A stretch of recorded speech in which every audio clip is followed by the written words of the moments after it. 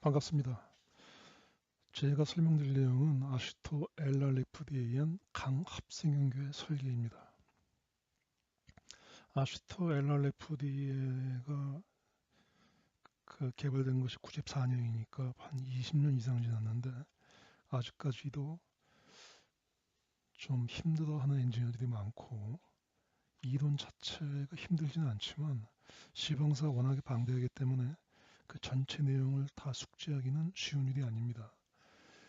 그래서 본 강의에서는 아시토 LRFD에 의한 강합성교의 설계를 실제로 어떻게 하는지 거기에 대해서 가능한 한 간략하게 설명하도록 하겠습니다. 상당히 많은 내용이 있지만 이 내용을 다 알 수는 없고 실제로 엔지니어가 필요한 내용에 대해서만 중점적으로 말씀드리겠습니다. 가장 첫 내용은 아시토 LRFD의 소개와 간단한 역사가 되겠습니다. 1970년대 후반까지는 캐나다가 자체 시방사가 없이 아시토의 옛날 시방사, 즉 아시토 표준 시방사를 사용했습니다. 근데 70년대 후반이 되면서 캐나다가 온타리오 교통국에서 이제는 더 이상 아시토 시방사 사용하지 말고 자체 코드를 만들기로 합니다. 근데 그 자체 코드는 아시토와 달리 그 당시 영국, 독일 등에서 많이 연구가 된 확률론에 근거한 한계 상태 설계법으로 시방사를 만들기를 결정합니다. 따라서 79년에 유명한 OHVDC, 즉 온타리오 고속도로 교량 설계 코드가 개발되고 이것이 북미에서는 최초로 발간된 신뢰성에 근거한 한계 상태 설계법입니다. 캐나다에서 이러한 한계 상태 설계법에 대한 시방사가 개발되니까 미국 엔지니어들도 그 내용을 많이 알게 되고 따라서 일정한 파괴 확률에 대한 한계 상태 접근법에 대해서 많이 숙지하게 됩니다. 그리고 그때까지 발견된 아시토 옛날 시방서가 상당히 내용이 방대하면서도 복잡하고 번잡하기 때문에 이제 새로운 시방서를 만들 때가 됐다는 생각들을 많이 하게 됩니다.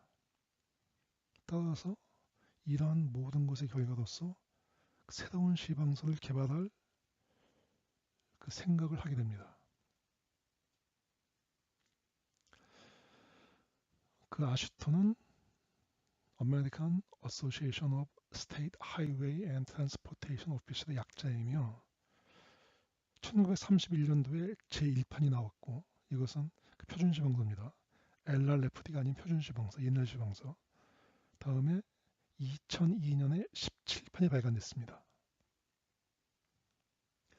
앞서 말씀드린 내용과 마찬가지로 86년부터 LRFD한 연구가 시작되고 88년부터 코드를 작성하기 시작해서 90년, 91년, 92년에 3개의 초판이 발간됩니다.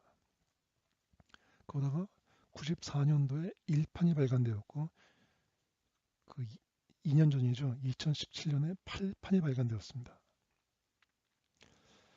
4판까지는 US 유닛, 즉 푸드 파운드와 SI, 즉 뉴턴 미터 유닛이 같이 나왔었는데 5판부터는 SI 유닛은 더 이상 안 나오고 US 유닛만 발간이 됩니다.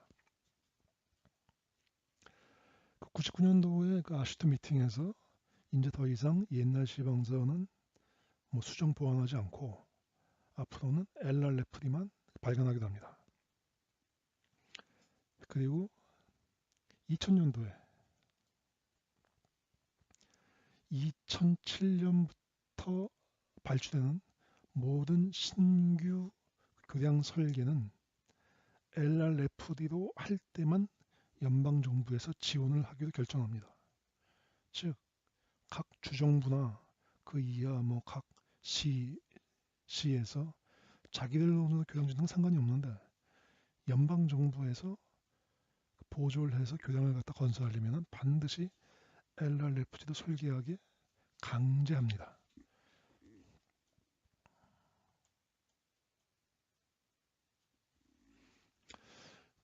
이제 여기까지가 간단한 역사이고, 그럼 과연 교당 설계에는 세 가지 ASD, LFD, LRFD가 있는데 이 각각의 차이가 뭔지에 대해서 먼저 간단히 설명하겠습니다. 세 가지 방법. ASD는 허용 응력 설계법, LFD는 하중 계수 설계법, LRFD는 하중 저항 계수 설계법이죠. 상세한 내용은 뒤에 설명합니다. 그럼 과연 이 세 가지 설계법의 차이가 무엇이냐? 설계법이 뭐든 간에 단면이 견딜 수 있는 힘은 그 단면에 발생하는 하중보다 커야죠. 이건 당연한 얘기죠. 만약에 이것이 만족이 안 되면 구조물은 붕괴되죠. 아니면 최소한 붕괴될 위험에 처하게 되죠. 그러니까 결론적으로 설계법이 뭐든 간에 반드시 중요한 것은 단면이 견디는 힘은 단면이 작용하는 힘보다 커야 한다.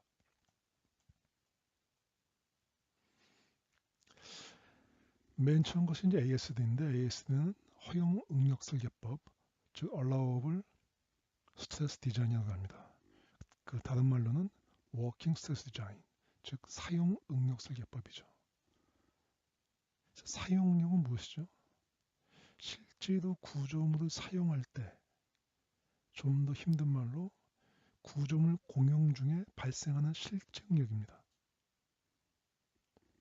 계수를 가해서 커진 것이 아니라 실제로 발생하는 응력.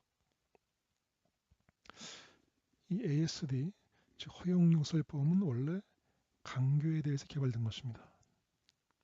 옛날에는 시멘트가 없었고 있던 것이 결국 석재나 목재 같은 거고, 그때까지는 시범서가 별로 크게 내용이 없었고 이제 강교가 만들어지면서 시범서가 본격적으로 작성이 되었는데, 하여튼 허용력 설계법은 강교에 대해서 개발된 것이다. 강제의 특징은 뭐죠? 아주 명확한 항복점이 있습니다. 항복점이라는 것은 하중은 증가하지 않지만 변이는 계속 증가하는 거죠. 철사나 하여튼 철사 같은 이렇게 잡아당기는 거 생각하면 쉽게 납득이 될 거예요. 어느 한계 하중이 증가하면 변이가 점점 증가하다가 어느 순간이 되면은 하중은 증가하지 않는데 변이가 확 증가합니다. 물론 그 뒤에 하중이 증가하면 변이가 더 증가하지만 보통 이런 항복 상태 이후, 즉 일드 포인트 이후는 우리가 고려하지 않습니다. 그래서 하여튼 강교에는 이런 명확한 항복점이 있다. 근데 콘크리트 같으면 사실 명확한 항복점이 없습니다. 스무스하게 이렇게 바뀌기 때문에. 그래서 항복점이 있는 것은 강교만의 어떤 상당히 특징입니다. 그래서 허용력 설계법의 기본적인 원칙은 우리가 구조물에 실제로 발생하는 응력, 이 항복 응력보다 좀 작은 어떤 상태에 있으면 안전하겠다 하는 생각을 한 것이에요. 즉, 인장제 경우지만, 즉 텐션 멤버, 구조물에 발생하는 응력이 항복 응력의 0.6배, 60% 정도면 안전하다고 생각을 한 거예요. 이 0.6은 사실 특별한 어떤 근거는 없고 과거의 경험, 수없이 파괴된 구조물 경험을 갖다 보니까 우리가 설계할 때 구조물에 발생하는 응력이 허용력하고 같으면 안 되고 허용력이 한 60% 정도가 되면은 인장에 대해서는 안전하겠다 한 것을 알게 된 것이죠.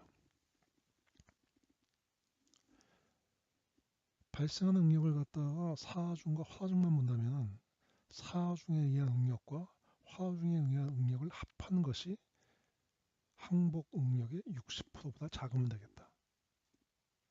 다시 말하면 항복 응력을 1.67로 나눈 것보다 작으면 되겠다. 것이죠.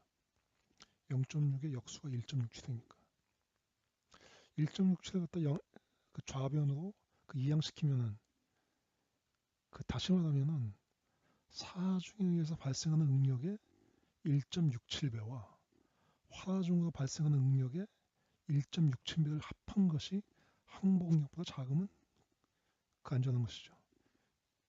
이 마지막 식과 처음 식은 똑같은 거예요.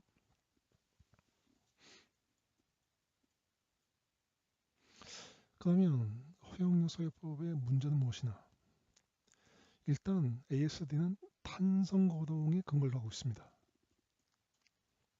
즉 탄성 거동, 응력이 항복점보다 작을 때 선형 상태에 대해서만 생각하고 있죠. 하지만 실제 강제 거동은 선형 부분은 상당히 작고 선형에서 항복을 넘어서 어떤 파괴까지 상당히 더 많은 응력을 견딜 수가 있습니다. 그러니까 이것을 사실 무시할 필요가 없는 거죠. 아까 안전율을 갖다 0.6 했었는데 0.6이면 요거의 한 반 조금 위에 여기까지만 우리가 강제 거동 갖다가 고려하고 그 뒤에 상당히 긴 부분은 우리가 다 무시하는 거예요. 그건 사실은 말이 안 되는 거죠. 그 같은 얘기인데 안전율은 항복에 대한 것이다. 즉 구조물이 극한 상태 파괴에 대한 안전율은 우리가 전혀 알 수가 없다는 거예요. 여기서 안전율이 0.6이라고 하는데 이 0.6은 이 항복에 대한 안전율이지. 즉 왜 하죠? 뭐 하여튼간에 이 안전율은 항복에 대한 안전율이지 이 파괴에 대한 안전율은 우리가 알 수가 없다는 거예요.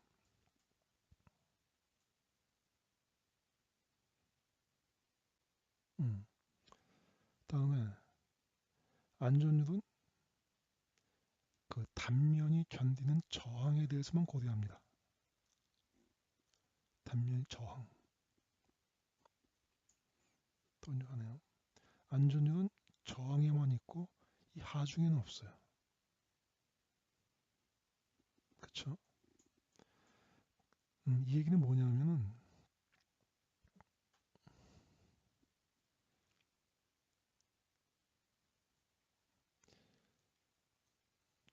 예, 단면의 저항에만 안전율이 있고 하중에는 없다.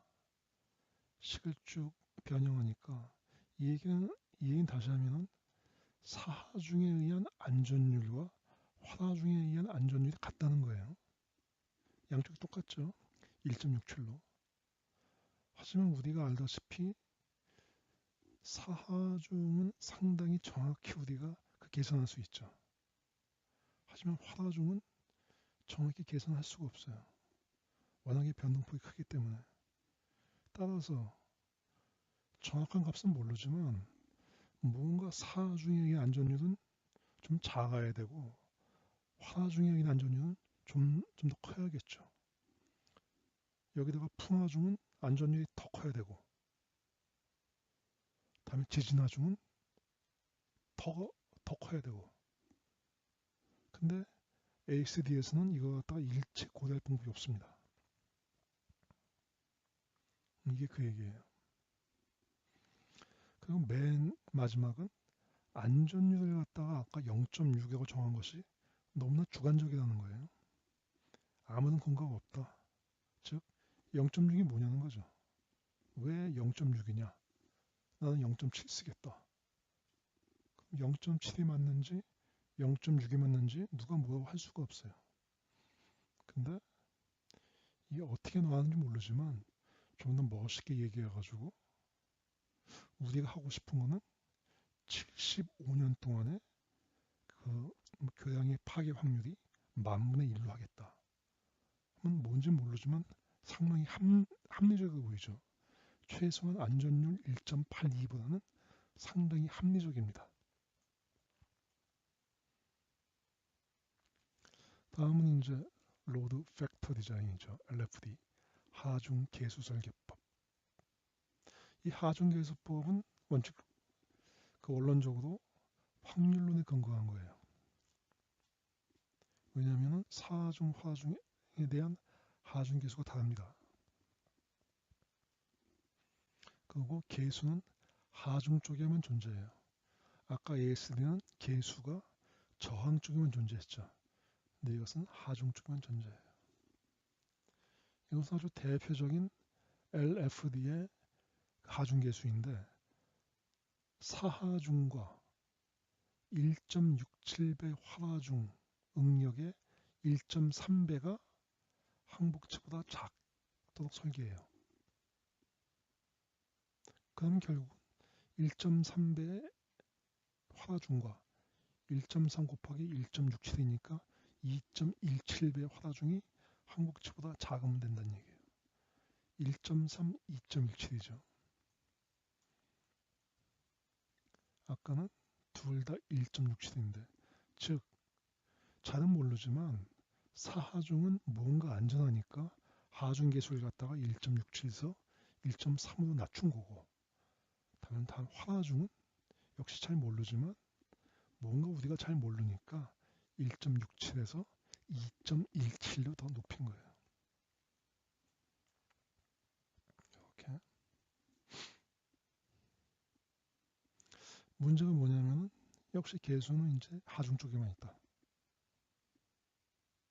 하중 쪽에만 계수가 있으면 문제가 뭐죠?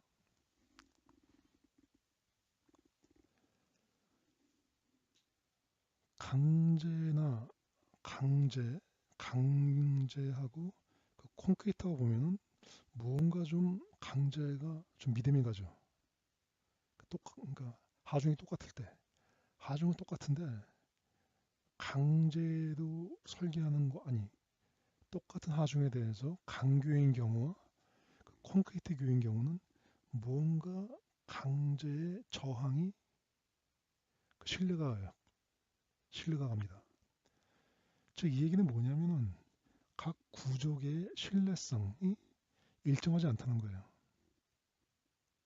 똑같은 하중에 대해서 강교의 파괴 확률과 콘크리트의 파괴 확률은 같다고 얘기할 수 없죠. 그렇죠? 그러니까 하중에 대해서만 계수를 두고 그 저항 측에 대해서 계수를 갖다 안 두면 구조계의 그 재질의 차이에 따른 어떤 안정성을 우리가 합리적으로 고려할 수 없다는 얘기예요.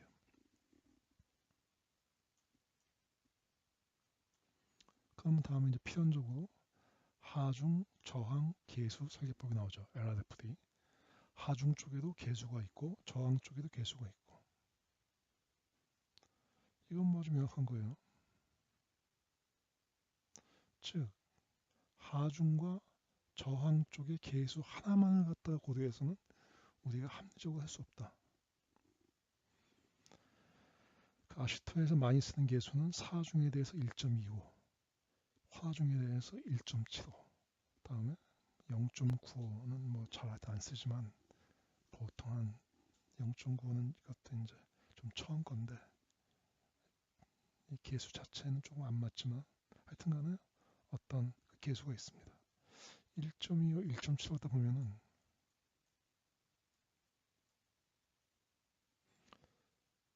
이 FY가 사실은 이게 1.0이죠.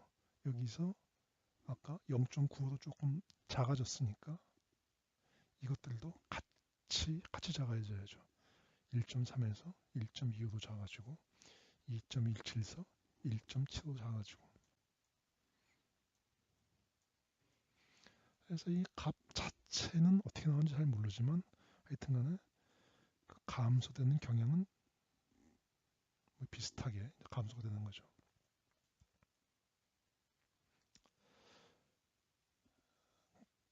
LRDP의 장점은 뭐냐면은 다양한 그 구조계, 즉 사하중, 화하중, 다양한 하중과 강제 콘크리트, 다양한 재료, 어떤 것의 조합이 된 경우에도 파괴 확률을 갖다가 일정하게 할 수 있다는 거예요. 즉, 그 우리가 하중 계수와 각 하중, 뭐 사하중, 화하중, 지진하중, 풍하중, 각 하중에 대한 계수와 다음에 각각의 재료, 강제 콘크리트, 그리고 또 저항의 종류, 휘임이냐, 전단이냐, 충력이냐, 각각에 대해서. 그 예를 들어서 충력 같으면은 압축이 있으니까 휨보다는 우리가 더 잘 모릅니다. 신뢰성이 더 낮죠. 그러니까 당연히 충력에 대해서는 안전율을 더 큰 값을 써야 돼요. 즉 하중에 대한 계수값이 더 작아집니다. 아니, 저항에 대한 계수값이 더 작아집니다. 이렇게 다양한 하중 조합과 다양한 그 저항 계수 조합에 따라서 모든 하중과 모든 재료, 모든 단면역 종류에 대해서 똑같은 파괴 확률을 제공할 수 있다는 거죠. 오늘은 여기까지 하겠습니다.